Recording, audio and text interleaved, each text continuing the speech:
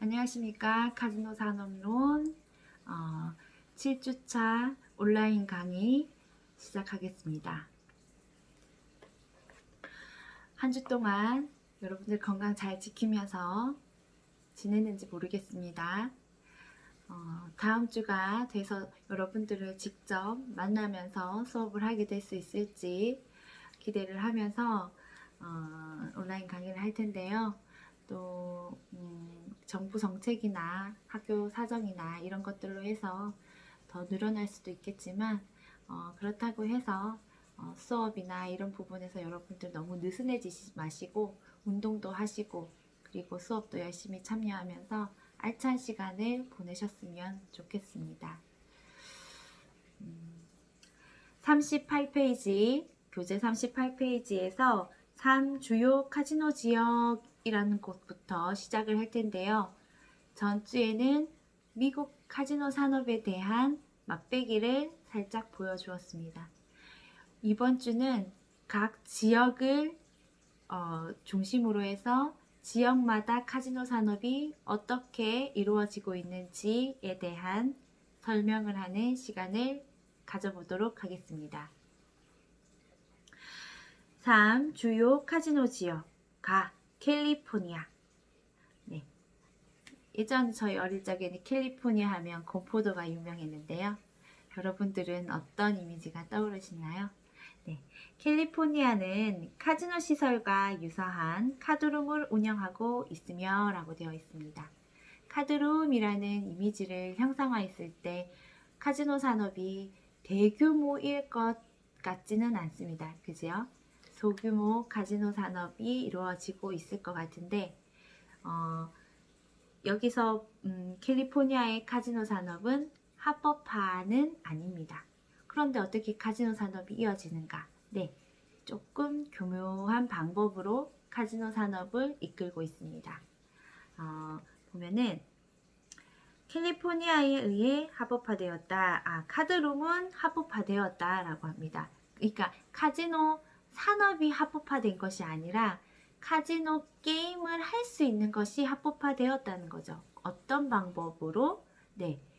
게임을 즐길 수 있게 기회를 주는 것만으로도 그 비용만 지불할 뿐, 그 테이블에서 이기든 지든 실제로 오가는 칩스에 대한 배당금은 받을 수 없는 부분에서 합법화되었다는 거죠. 예, 그렇게 이해를 하시면 됩니다. 읽어보도록 하겠습니다. 게임 운영자는 카드 게임으로 직접 수익을 올릴 수 없다. 다시 말하면 고객이 칩을 구입하여 카지노를 상대로 게임하는 것은 불법이며 대신 게임을 즐기는 것에 대한 일정 요금을 부과한다. 그러나 1998년 11월에 실시한 이제 1998년도부터는 카지노 산업을 어떤 식으로 했냐면 실시한 미국 중간선거에서 캘리포니아 주민들은 주 정부의 허가 없이 인디언 보호구역에 카지노를 신설하고 칩을 사용해서 실제 게임을 할 수 있도록 법안을 통과시켰다. 그래서 로스앤젤레스, 샌디에고 등 대도시 주변에서 정식 카지노를 운영 중이다 라고 되어 있습니다. 자, 그 다음 콜로라도. 콜로라도에서는 옛 탄광촌의 경제를 회복하기 위한 목적으로 카지노 게임을 허용했다. 언제부터? 네, 1990년 11월 9일 콜로라도에서는 주 헌법을 수정해서 블랙호크, 센트럴시티, 클리프 크리크에 제한된 게임을 승인했다. 1991년 7월 1일 콜로라도 게임위원회가 설립되었고 같은 해 10월 게임 운영이 본격적으로 시작되었다. 게임에 관한 법률은 3가지 게임으로 한정을 했습니다. 블랙잭, 포커, 슬롯머신 이렇게 3가지를 허용했습니다. 게임당 최고 베팅 금액은 $5, 한국 돈으로 6,000원 정도의 수준입니다. 아주 소액이지요. $5로 제한했다. 베팅 금액은. 그러나 베팅 금액이 너무 적으면 고객 입장에서 게임이 조금 덜 재미를 느낄 수 있거든요. 재미를 덜 느낄 수 있거든요. 그래서 2009년 7월 2일 콜로라도 카지노는 최고 베팅 금액을 $5에서 $100로, 그러니까 6,000원에서 총 한 12만 원 정도로 아주 훅 올려버렸어요. 그래서 그렇게 배당금이 달라져 있는 상태고, 룰렛과 기타 테이블 게임을 추가했으며 24시간 영업이 그렇게 가능하게 되었고, 그리고 게임 자격은 21세부터 게임을 할 수 있는 자격이 주어졌습니다. 콜로라도의 총 매출액의 40%는 주 정부의 세금으로 나가고요. 60%는 그 기업, 그 영업을 하고 있는 주체 측으로 가도록 이렇게 구분 지어놨는데, 이 40%의 세금을 어떻게 쓰느냐?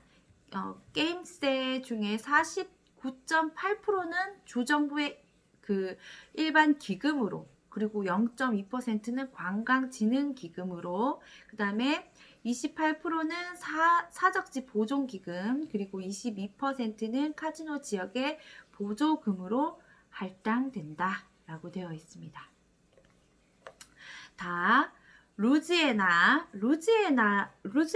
여러분들 여기 첫째 줄에 줄을 좀 쭉 꺾어 주셔야 돼요. 선상 카지노 이제 나오는데요. 1991년 7월 31일 루지애나 입법부에서는 선상 카지노에 관한 법안을 통과시켰다. 배당 액수에 대한 제한은 없으며 선상에서 판매된 주류의 25%를 루지애나 지역에서 생산된 것으로 고객들에게 내는 그것을 이제 제한했죠. 그렇게 하도록 법안을 통과시켰습니다. 주정부는 게임 수입의 15%를 가맹료로 받고, 경찰청은 게임감 사용도로 3.5%의 제한세를 부과하며, 지방정부는 선박 정박에 대한 승객당 2.5달러를 부과합니다. 2.5달러, 한 3,000원 정도 합니다. 루지애나 법에 의하면 모든 선박은 새로 건조되어야 하고 3시간에서 8시간 동안 크루즈 여행을 제공해야 하며, 1993년 9월 최초의 선박이 영업을 시작했는데 1992년 루지애나법 입법부에서는 뉴올리언스에서 내륙 카지노를 승인했습니다. 게임만 제공할 뿐 쇼를 보여주거나 레스토랑을 배 안에 설치하지 못하도록 했다고 합니다. 네. 그리고 미시시피 게임법이 효력을 발휘한 것은 1990년 4월이며 미시시피 강이나 해협에 있는 항구 도시에만 있는 법이 적용됩니다. 게임을 할 수 있는 선박은 길이가 최소 150피트를 한국의 미터나 이런 걸로 환산하면 45m 정도 예상을 하시면 됩니다. 적어도 250명의 승객을 태울 수 있어야 하면서 선박이 이동할 필요는 없지만 항해가 가능해야 합니다. 게임 자격은 21세로 제한되어 있고, 세금은 게임 수입의 최고 8%를 부과하는데 세율은 다른 주에 비해 비교적 많이 낮은 편입니다. 지금 제가 늦은 밤 강의를 준비를 해서 하는데 이게 혀가 꼬이네. 너무 이렇게 좀 늦은 밤 피곤한 상태인 것 같아요. 그래도 제가 좀 더 정신을 바짝 차려서 강의를 하도록 하겠습니다. 읽으면서 저도 모르게 약간 이게 조금 발음이 이게 흐트러지네 이런 생각이 드는데 조금 양해해 주시기 부탁드립니다. 자, 뉴저지 애틀랜틱 시티. 자, 1976년 뉴저지주에서 쇠퇴하고 있는 애틀랜틱 시티의 재건과 고용 증대를 목적으로 카지노를 승인했습니다. 그 결과 조그마한 해양 리조트, 낚시 마을이었던 이곳이 필라델피아, 뉴욕, 보스턴 등 동부 지역 대도시와 주변의 많은 인구들을 바탕으로 해서 고속 성장을 했어요. 그래서 1990년대 초반에는 한 연간 얼마만큼의 관광객이 몰렸냐면 3천만 명 이상의 방문객이 몰렸습니다. 그래서 그만큼 관광 산업이 활성화가 됐던 시기가 있는데 1990년대 후반에는, 그러니까 이게 3천만 명이 관광객으로 몰렸던 거는 1990년대의 초반이고요. 이제 넘어가서 1990년대 후반으로 넘어갔을 경우에는 그 주변 지역에 메릴랜드, 뉴욕, 그리고 코네티컷, 펜실베니아 등 이 지역의 카지노가 합법화되는 바람에 그 영향에서 경쟁력이 떨어지면서 방문객이 감소를 하게 됩니다.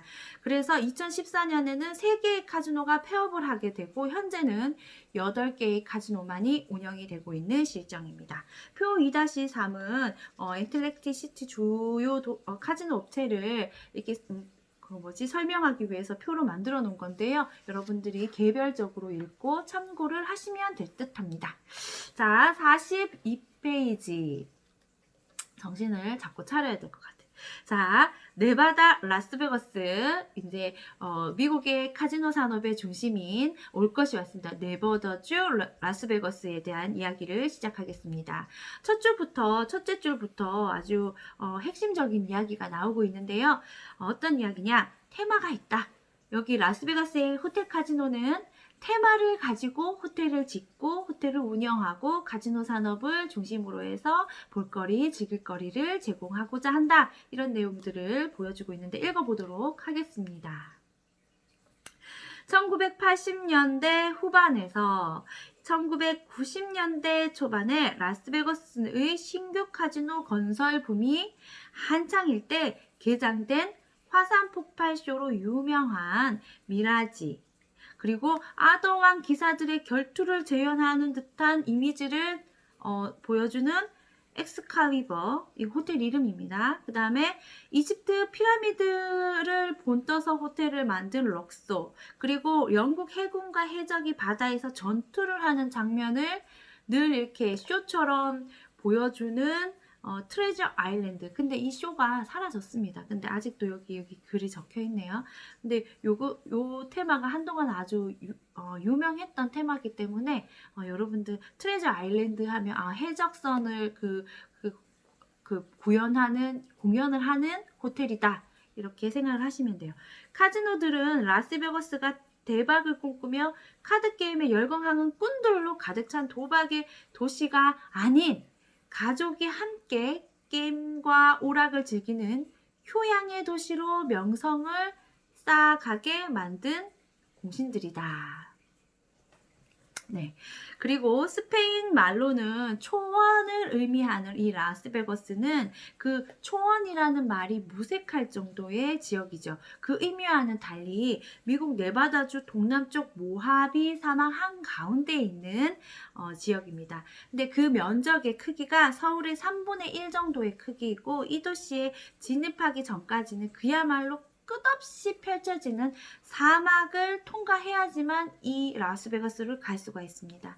라스베가스는 미국의 3대 국립공원인 요세미티나 그랜드 캐니언 국립공원에 하루나 이틀쯤 머물렀다가 관광 코스죠.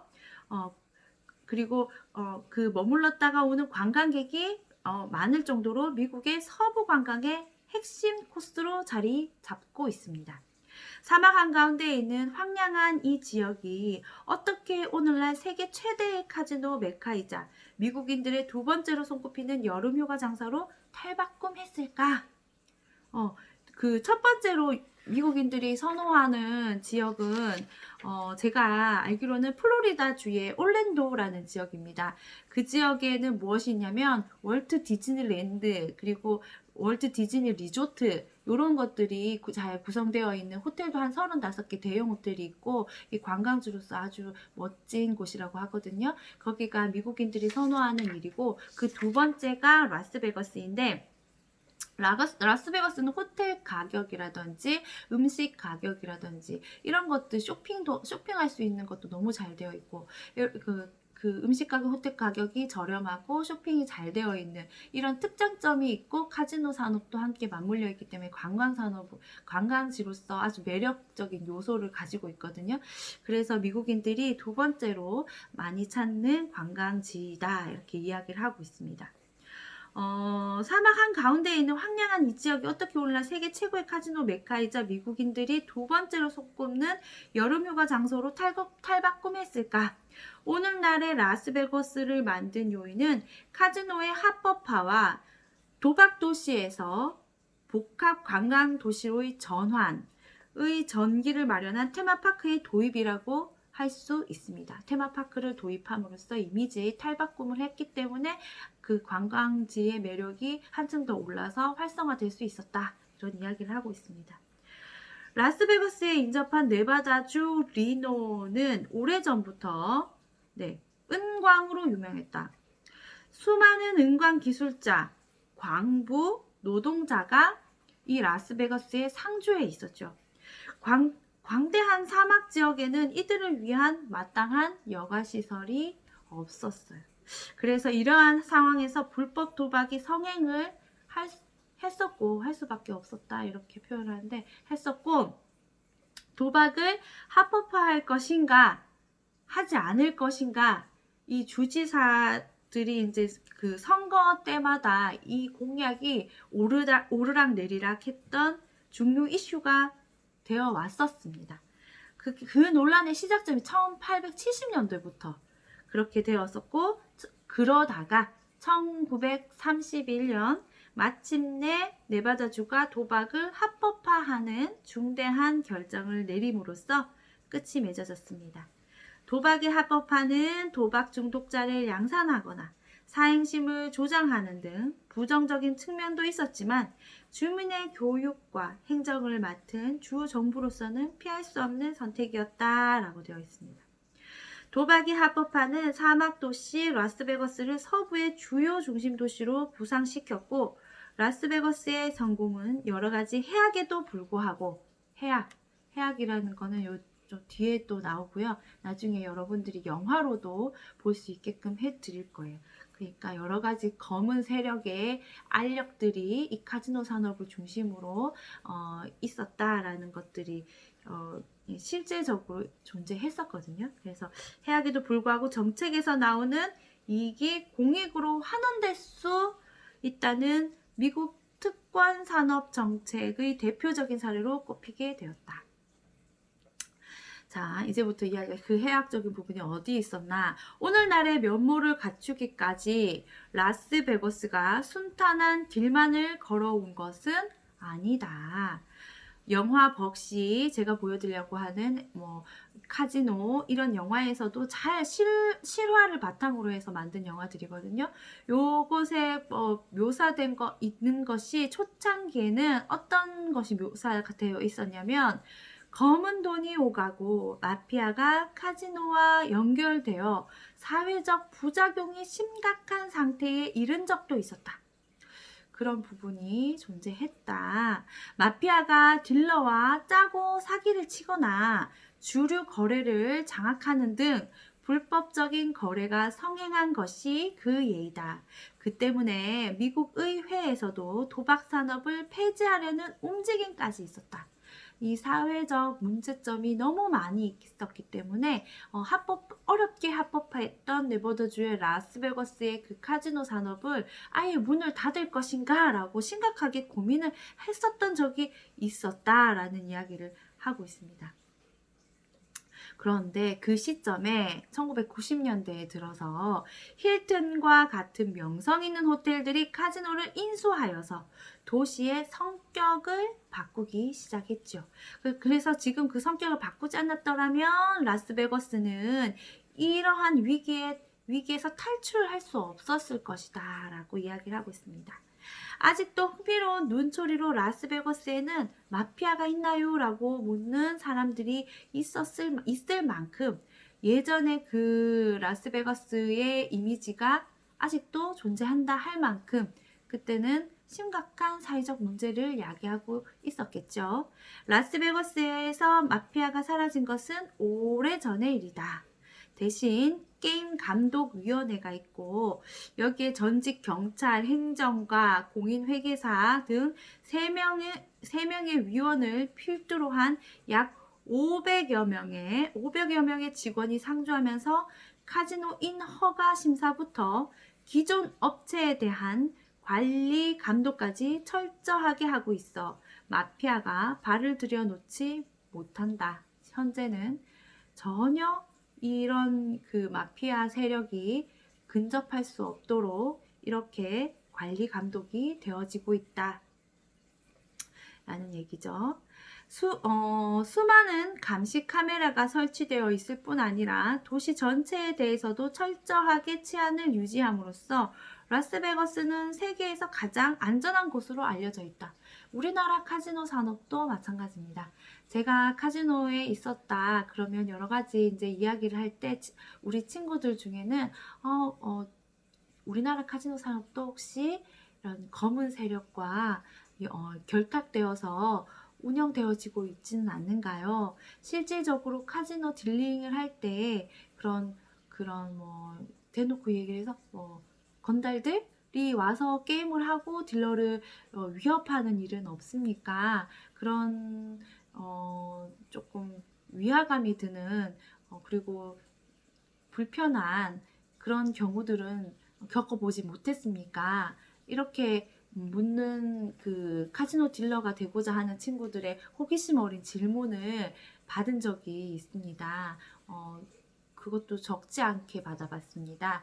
그때마다 제가 우리 아빠가 카지노 딜러가 되고자 하는데 그런 부분이 걱정이 되고 카지노 딜러는 좀 위험하다고 하던데요. 이렇게 묻는 경우도 있었고.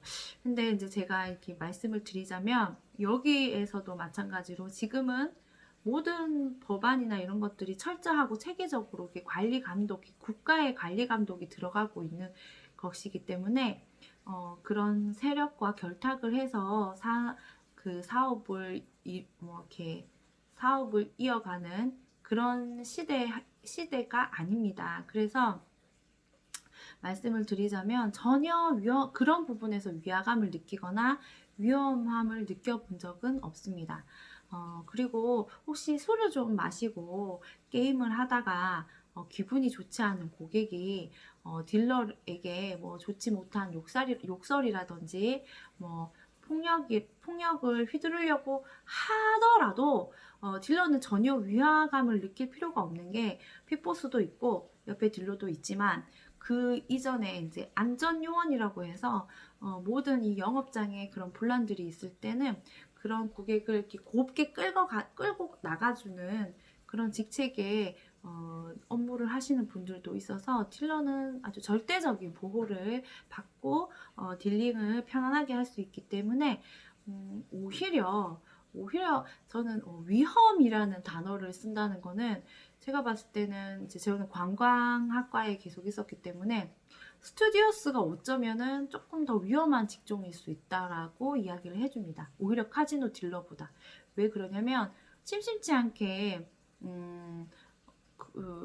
코로나 사태 때도 마찬가지로 얼마나 그 전염병에서 쉽게 노출이 되고 그리고 그거는 사실은 어떻게 보면 약과일 수 있는 게 정말 비행기 테러라든지 비행기 사고라든지 이런 것도 사실은 무시 못하는 부분이 있는 업종이잖아요. 이렇게 노출될 수 있는 만에 하나 노출이 될 수도 있는 부분이 있기 때문에 지상에서 이렇게 어렵게 근무를 하는 직책이라고 저는 생각을 하거든요. 그래서 위험하다라는 말이 어디에 더 적용하는 게 맞을지에 대한 고민은 있어야 될 것 같다는 생각은 했었습니다. 그러니까 단순 이미지에 국한해서 카지노 딜러의 직책은 조금 위험하지 않을까라는 것을 생각하는 친구들이 꽤나 있어서 그 부분에 대해서 이제 이야기를 할 때 이런 얘기도 해준 적이 있습니다. 그러나 이렇게 이야기를 하면은 그런 거에서는 그렇게 위협적이거나 위험한 일은 이제 없다. 그러나 라스베거스에는 또 다른 고민거리가 있다. 즉 전문 도박이라고 할 수 있는 테이블 게임만으로는 관광 수요가 더 이상 늘어나지 않아서 어떻게 했냐면은 테마를 이용해서 전체 우리 가족 단위의 관광객들이 즐기고 갈 수 있는 관광 산업으로 변모시키기로 하는 노력이 행해졌죠. 그래서 여기에 이제 나오면은 밑에서 하나, 둘, 셋, 넷, 다섯, 여섯 번째 줄을 보면 또한 특별한 기술이 없거나 게임의 규칙을 모르는 사람이라도 누구나 쉽게 할 수 있는 각종 슬롯 머신의 도입과 일반 관광객, 그 프로 갬블러들이 아니더라도 일반 관광객을 끌어들이는데 한몫했다. 무엇이 테마파크가 미국 사람들은 라스베거스에서 자고 먹고 실컷 즐겨도 다른 관광지에 비해 싸다고만 하며 운이 좋아 슬롯머신에서 잭팟이라도 터지는 날이면 애인이나 아내에게 아름다운 목걸이 선물할 수 있을 환상을 가지고 라스베가스를 관광하러 온다 라고 되어 있습니다. 44페이지 제가 이야기를 좀 더 해보면 이처럼 라스베거스는 단순히 도박이나 게임만을 위한 장소가 아니라 다양한 볼거리와 저렴한 먹거리 및 휴식 공간, 오락게임 등을 제공하는 종합 엔터테인먼트 센터로 발전해왔다. 특히 어린이들이 즐길 수 있는 각종 놀이시설과 테마파크 가족 단위의 그 놀이시설들이 이런 것들이 다 구비되어 있고 컨벤션 센터가 건립되어 와서 국제회의를 유치하기도 한다. 이런 식으로 도시의 건전한 관광화 이런 것들을 이야기하고 있습니다. 2018년 한 해 동안 라스베거스를 방문한 관광객 수는 약 4,212만 명이라고 나와 있고요. 네, 지금도 한쪽에서는 오래된 건물이 부서지고 있고 그리고 또 한쪽에서는 지어지고 있다. 이렇게 무한한 상상의 사업을 연결시킬 수 있는 곳이 바로 라스베거스라고 생각한다라고 책에 적혀 있습니다. 그렇게 무한하게 이렇게 많이 만들어지는 호텔이 그 테마들이 겹치는 것이 없다. 이런 이야기도 덧붙여져 있습니다.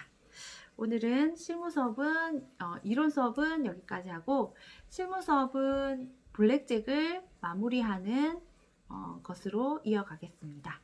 감사합니다.